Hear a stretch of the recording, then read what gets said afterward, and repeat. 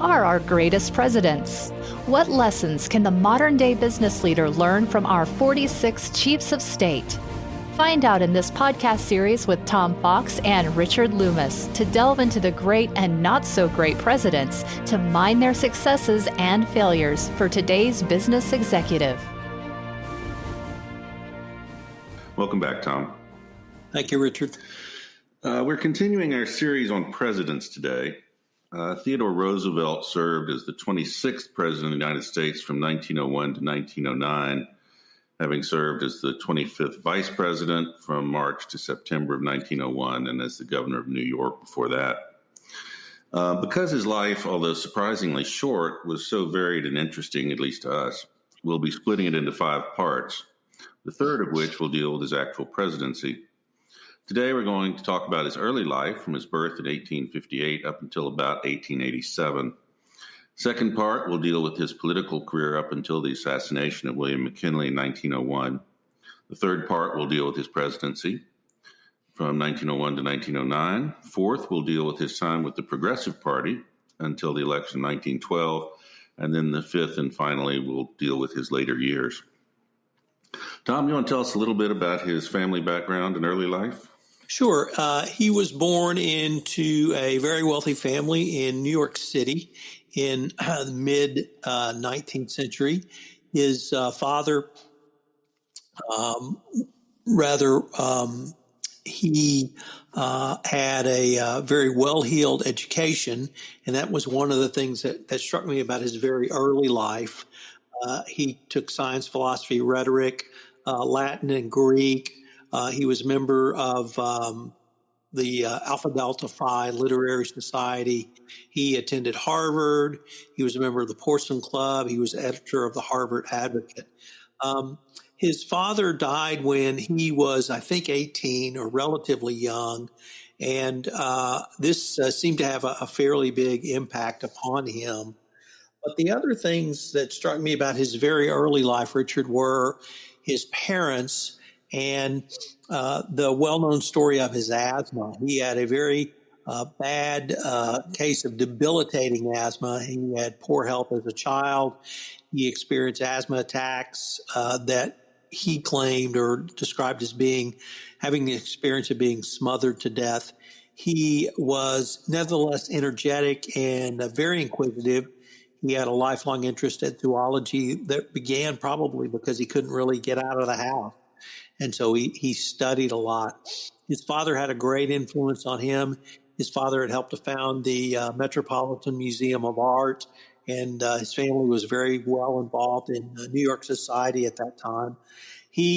But early on, he became interested in certainly reading, but also writing. And while at Harvard, I think he began a systematic study of the role played by the United States Navy in World War II, and that led to ultimately publishing the Naval War of 2012, when I believe he was... The War of 1812. Yes, the Naval War of 2020. That's coming up next month, I think. Yes, next month. The Naval War of 1812. Not only did this really presage or foretell a couple of traits and leadership characteristics I want to go into in a little more detail of curiosity and lifelong learning, but also, Richard, it showed not only a commitment to in-depth study of a topic, but also sharing that commitment through book publishing.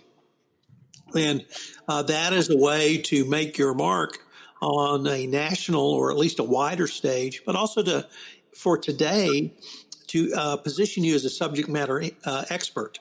And that's one way to become an influencer early on in your career as a business professional. If you take a deep dive into a subject matter and then can publish on it. Malcolm Gladwell talks about studying for 10,000 hours as a rough number, or working or playing music, in the case of the Beatles, to leading to greatness. Well, I see sort of foreshadows of that in early Roosevelt. He also, and this I don't think really gets enough play, he had just terrible personal tragedy in his young life. He was married at age 22 to Alice Hathaway Lee, another New York City socialite. They had a daughter 2 years later, but his wife died 2 days after giving birth. And this left Roosevelt just distraught and led to some of not acting out, because I don't want to suggest that, but perhaps a depression that led him to the Dakotas that we'll talk about in a little bit. Also, he became a state assemblyman. Now, this was his early political career. This was somewhat unusual for a well-to-heel New Yorker in this time to go into the New York State Assembly. He began in 1882. He took on early on issues of corporate corruption, taking on Jay Gould, and these anti-corruption efforts propelled him to re-election, so that he sat in the New York State Assembly for the 1884 election. And so perhaps you could pick up from there. Well, there are a couple of other things that struck me about his early years. The story about how he basically made himself physically through effort and will is famous, and it really shows a lot about him, that he was that driven from an early age, that in order to overcome his asthma and his digestive problems, which I didn't realize he'd had until I read the recent biography, but he worked out for several hours a day, and at some point he was humiliated by some tough young kids, and so he took up boxing and boxed at Harvard as a lightweight. Although he did not win the championship, he fought well enough that it's still one of the defining parts of his career there. His eyesight also was horrible. I don't know how he read what he did, because he didn't know that he needed glasses until he was probably 14 or 15. And it came about because he was trying to shoot birds, and other people were able to shoot them, and he couldn't really see them. And so that's when he discovered that his eyesight was poor, and he wore glasses for the rest of his life, known as forays in the Dakotas, when we talk about him later. But anyway, there's just a lot about his youth that I didn't know that's quite interesting. As you mentioned, his wife died in 1884, his first wife, Alice. The other thing about that, his mother died the same day in the same house. He showed no interest in the daughter, baby Alice, for years. He wrote 2 valedictories to his wife, and he never spoke about her again. He never talked to Alice about her mother, and there's no mention of his first marriage in his autobiography. I'm not sure what to make of all that psychologically, but it's certainly striking. In the 1884 election, what was going on was Roosevelt had, he was in his third term as an assemblyman, and he was up for Speaker of the Assembly. The election was held in January, but one of the political bosses at the time, a man named Warner Miller, had promised it to another man and engineered Roosevelt's defeat. The governor at the time was Grover Cleveland, showing how incestuous politics was at the time. But so at the state Republican convention in Utica, New York, in April, so this is only 2 months after the death of his wife and mother, the real contest was between James Blaine, a senator from the state of Maine, versus the current president, Chester Arthur. And, of course, it would be humiliating for a sitting president not to be renominated by his party. But Roosevelt took the tack of supporting a third party, George Edmunds of Vermont, in part because Blaine had been instrumental in denying his father the post of collector of customs in New York City, and in part because Blaine had some improprieties in his past related to railroad bonds.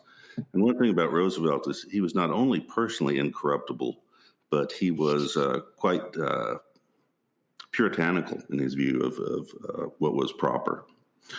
Boss Miller supported Blaine, and Roosevelt, at the age of 25, and as a third-term assemblyman, through incredibly energetic politicking and maneuvering, won the delegate at large positions for the National Convention for himself and three of his colleagues, which eliminated Miller as party boss and automatically raised Edmunds as a serious contender for president. The National Convention in Chicago was held in June, and it was really dominated by what was regarded as the old guard of the Republican Party, who had prospered since the time of Lincoln under the spoils system, and corruption is a way of life with bribes and federal jobs being traded for votes. Again, Roosevelt made some really interesting decisions. The National Committee, Republican Committee's choice of chairman was a Blaine supporter, but Roosevelt had his good friend Henry Cabot Lodge nominate John Lynch, who was a black congressman from Mississippi, and this is 1884. And Roosevelt made a speech in support. And then he engineered an alliance with the supporters of Chester Arthur, and they elected Lynch as convention chairman. Of course, infuriating the old guard, not for the last time. William McKinley first came into national prominence at this convention, trying to conciliate between the parties. Blaine ultimately won the nomination on the fourth ballot, and when McKinley asked Roosevelt to make it unanimous, as was customary, he refused. This was shortly before he left for the Dakotas, and under stress, he told a newspaper editor that he would give his hearty support to any decent Democrat rather than vote for Blaine. But even on his way out to the Dakotas, he was stopped at St. Paul by another newspaperman, and he said that he had no personal objections to Blaine, and he would not bolt the Republican Party by any means. He and Lodge both took that stance, and it absolutely infuriated the reform wing of the Republican Party, but showed that Roosevelt was really willing to balance his principles with his pragmatism. He had a keen political sense of how far he could go in dragging the party his way. The story of his ranching in the Dakotas is one of those fascinating things that he went to a town called Little Missouri, which a year or so later became a ghost town. There's a Spaniard named the Marquis de Morris who was building a giant meat packing plant. And so he created this own town called Medora. On Roosevelt's initial trip, which was actually the year before in 1883, he'd invested $14,000 in cattle, which was not an insignificant part of his personal wealth. In 1884, he invested another $26,000 with two partners. This is also where he spent a lot of time hunting. He hunted buffalo, antelope, elk, deer, birds of all kinds, and grizzly bears. He got called Four Eyes by a bully in a bar who was shooting up the place. And the bully demanded that he buy drinks for everybody. So Roosevelt got up and knocked him down and kept hitting him every time he got up until he knocked him out. Excuse me. The other thing about this that struck me is how often he traveled. He kept going back and forth between the East and the Dakotas several times a year. He actually campaigned in support of Blaine against Grover Cleveland, and it looked like Blaine was going to win the election until famously a minister on the stand with him. So the Presbyterian minister with Blaine said that the rum, Romanism, and rebellion were the themes of the election, which cost Blaine the support of basically the Irish Catholics in New York, and he lost the state. The one remark almost certainly cost him the election. That was actually the best thing that could have happened to Roosevelt, because if Blaine had won, he would have probably rewarded Roosevelt with some position, would have tainted him forever with the corrupt reputation of Blaine. Of course, because Cleveland won, he was not going to have any government position, so he went back to Dakota. He returned to New York City before Christmas, and in 9 weeks wrote a 100,000-word book that was then published as Hunting Trips of a Ranchman. It was a huge commercial success. Then he went back to Dakota, built a house, bought more cattle, At this point, more than half of his inheritance was invested in the Dakotas. He got secretly engaged to a childhood friend, Edith Corral, in November and stayed in New York for the social season, and then went back to Dakota. 3 men stole his boat and attempted to flee the area because a lynch mob was after them for horse stealing. He chased them for 12 days, over 300 miles, caught them, and delivered them to the sheriff.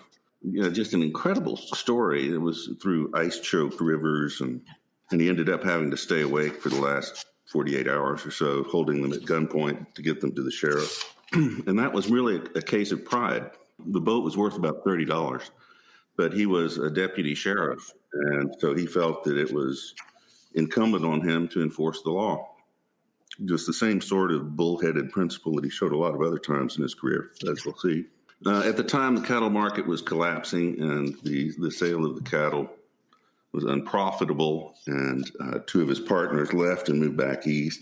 He went to London and married Edith there because it was still regarded as rather scandalous how quickly he was getting remarried after the death of his wife. And later that winter, it was called the Winter of the Blue Snow in Dakota, and he lost over 2/3 of his cattle to the weather. It was colder than anybody had ever seen. Other people lost everything. But he says, he said later that if it had not been for his years in North Dakota, I never would have become president of the United States. And it wasn't so much his physical health, although that greatly improved from his time out there, but it was his association with working men, which completely changed his way of dealing with the lower classes. As you pointed out, his early upbringing was pretty elite. And this was opened his eyes to how a lot of people lived at the time.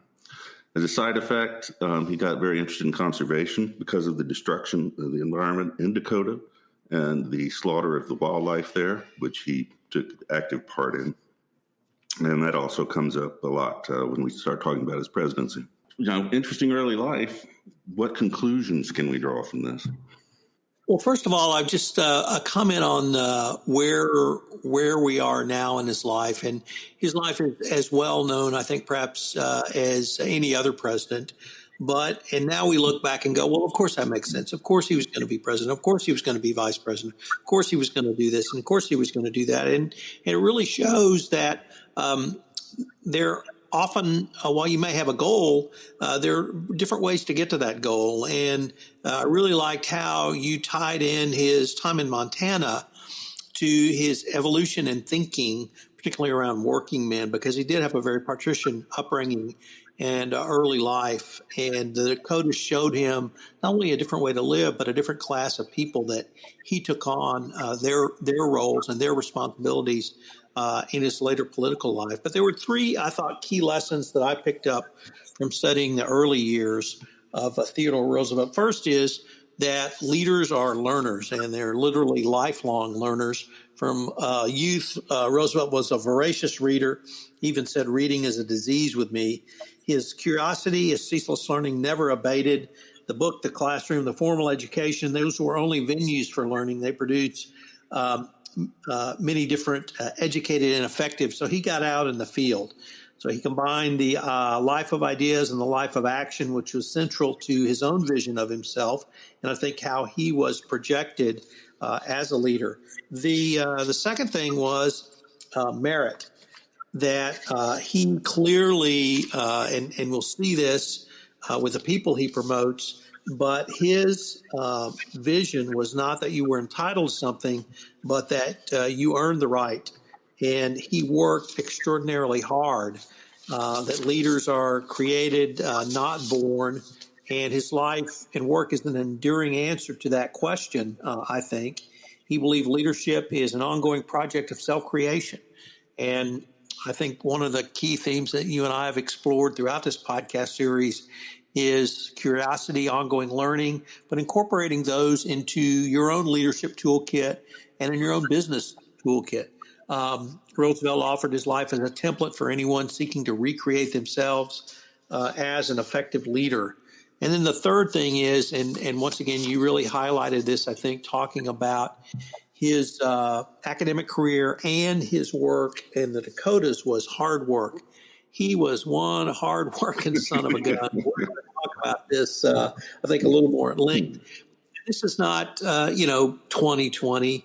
This is not 2000. This is not a law firm where everyone averages 3,000 billable hours a year. This is 1880s.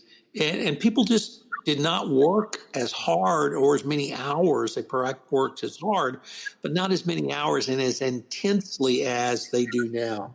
And so he built his reputation, and that's why I really spent some time talking about his first book. The Naval War of 1812 won wide acclaim on both sides of the Atlantic. He began work on the book while he was a student at Harvard and continued thereafter. He brought this book writing project showed several of his strengths, including his dedication to research, collecting and analyzing data, firepower, ballistic logistics figures. He double-checked his calculations. He published the book, and it helped his standing with historians, admirals, and statesmen, as I mentioned, demonstrated him as a subject matter expert. On the subject of hard work himself, he said some really interesting things. Nothing in this world is worth having or worth doing unless it means effort, pain, and difficulty. I don't pity the man who does hard work worth doing. I admire him. I pity the creature that does not work at whatever end of the social scale he may regard himself as being. So Roosevelt himself believed in hard work. And what we really saw, I think, in this first podcast is some of the beginnings of what Roosevelt would demonstrate later in life, and perhaps from his father, how he learned some of these key lessons, particularly around learning, merit, and hard work. Well, and learning in particular, I think, you and I are both very interested, but one of the characteristics of his life was that he, as you said, it's estimated he read some 20,000 books over the course of his life. And looking at some of his daily diaries, that you'll see, make a speech, read, write some letters, read. And he read every night before he went to bed. He frequently read over a book a day. But then he assimilated that, and he was constantly drawing parallels between what was going on in the world in his time and his knowledge of history, especially classical history, and drawing conclusions on the proper course of action from that.